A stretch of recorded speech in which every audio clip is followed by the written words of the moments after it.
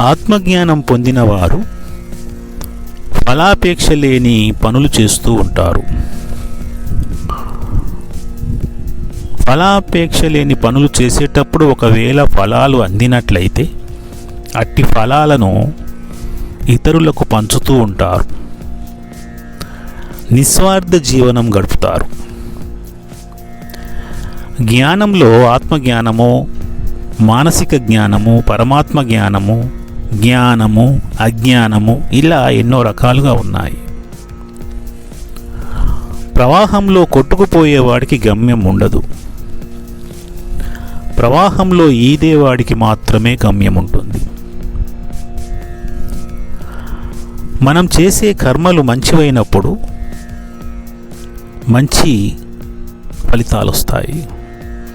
మనం చేసే కర్మలు చెడు అయినప్పుడు చెడు ఫలితాలు వస్తాయి. మనం చేసే కర్మలు మంచివైనా చెడువైనా ఫలితాలను ఆశించవద్దు. మనిషిలోని ఆలోచనలు రెండు రకాలుగా ఉంటాయి. ఒకటి అంతర్గతమైన ఆలోచనలు, రెండవది బాహ్యపరమైన ఆలోచనలు. ఈ రెండు ఆలోచనలు సమానమైన వాళ్ళే జ్ఞానులు. భయాన్ని, కోపాన్ని అధిగమించిన వాళ్ళు ఉత్తమ జ్ఞానులు.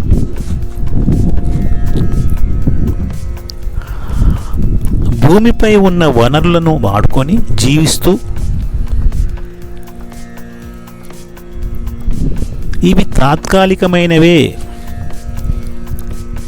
ఎప్పుడో ఒకప్పుడు ఈ సమకూర్చుకున్న వనరులన్నీ వదిలి వెళ్ళాల్సిందే అని గ్రహించిన వాళ్ళు ఆత్మజ్ఞానులు.